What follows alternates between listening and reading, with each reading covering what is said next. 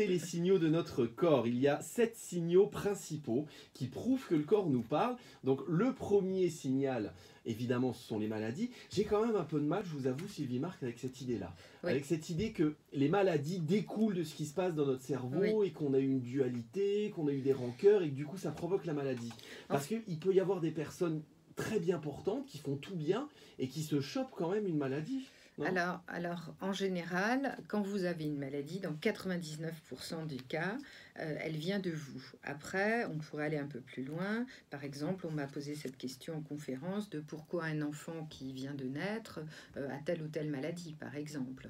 Et là, ça peut être, et on peut aller loin, ça peut être une maladie que l'enfant a ramenée en karmique. Moi, je crois aux vies d'avant, pour être allé 7 fois en Inde et avoir des enseignements au monastère en Inde du Nord et comprendre comment il fonctionne. Et en fait, on va comprendre que le karmique est important. Mais ce qu'on va vivre sur cette terre et dans cette incarnation, c'est qu'il y a beaucoup de maladies que l'on peut s'éviter.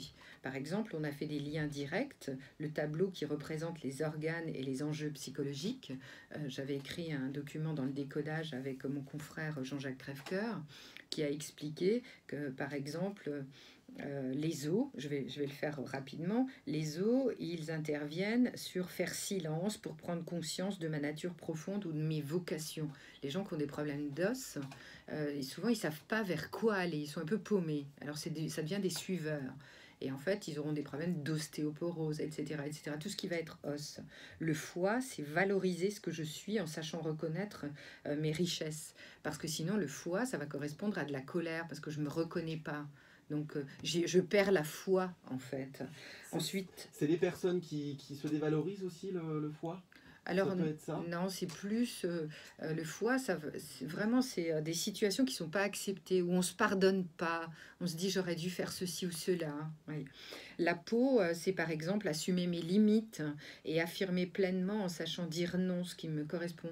Un monsieur me racontait en consultation, il est arrivé le lendemain, en fait, sa maman est décédée rapidement d'un cancer en 5 mois de temps, et le lendemain, il a eu du psoriasis de la tête aux pieds, le lendemain de l'enterrement. Ça, c'est vraiment le choc émotionnel que le corps va traduire. Donc, je deviens irritable, j'arrive pas à assumer et affirmer ce décès, par exemple. Les muscles, c'est agir conformément à mon essence en sachant faire preuve de maturité. Les muscles, ça fait partie aussi du syndrome de Peter Pan. Vous savez, les adolescents ou les jeunes adultes qui veulent pas grandir, ou les jeunes hommes qui veulent pas grandir, ont souvent des problèmes de muscles, par exemple. Donc on a fait des liens vraiment. L'estomac, c'est conscientiser les leçons de vie en mettant des expériences quotidiennes, en disant « Ah, la dernière fois, il s'est passé ceci ou cela, donc je vais pas refaire la même connerie. » En gros, c'est ça. Et l'estomac, on dit que c'est dire et gérer la situation. Oser dire et gérer. Les intestins, c'est nourrir ce que je porte. Hein, les intestins, c'est le deuxième cerveau, c'est le ventre, en sachant reconnaître comment je me nourris. Quand vous avez des problèmes d'intestin, et forcément que le bon sens, c'est de changer sa nourriture et de faire attention à ce que vous mangez ou comment vous mangez. Et surtout, qu'est-ce qui vous goûte? Moi, je déjeunais ce matin et je me dis, oh, ça me goûte. J'ai pris un bon jus d'orange ou pamplemousse.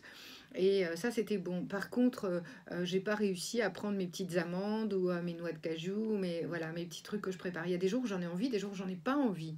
Et ça, c'est important. C'est qu'est-ce qui est bon pour moi dans cette situation? Et tout le temps, si on a cette phrase à notre cerveau, on se connecte à soi-même. Ça évite les problèmes avec le corps. Voilà. Qu'est-ce qui est bon pour moi? Qu'est-ce qui est bon pour moi? Voilà. Est-ce que c'est bon pour moi de boire tout ce thé? Est-ce que c'est bon pour moi de manger ma tartine de Nutella? Est-ce que c'est bon pour moi de faire cela? Et il y a des jours où ça va dire oui et des jours où ça va dire non. Et plus je vais apprendre qu'est-ce qui est bon pour moi à l'intérieur de moi, plus je vais réguler ce que je sens. Et ça, c'est vraiment une connexion, quoi. Donc après, on a les organes reliés à l'autre. On parle du cœur, des poumons et des reins. Ces organes sont la première personne, entre guillemets. Je sais pas, par exemple, moi j'ai un ami qui a eu un enfant qui est né avec un problème. Et quand ce petit pitchoun est né, alors que lui se retrouvait papy, quand ce petit pitchoun est né, ça lui a fait comme un coup au cœur, vous voyez, en disant ce petit pitchoun a un problème. Et en plus, c'est un problème de ma lignée, par exemple. genre une sourdité qui vient de votre lignée, et du coup, vous vous sentez responsable, il y a une culpabilité. Et ça va donner quoi? Un coup au cœur.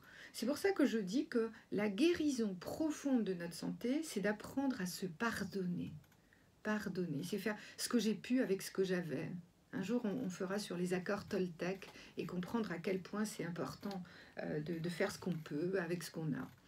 Et donc, l'idée, les organes, comme les poumons par exemple, les poumons, c'est la joie de vivre.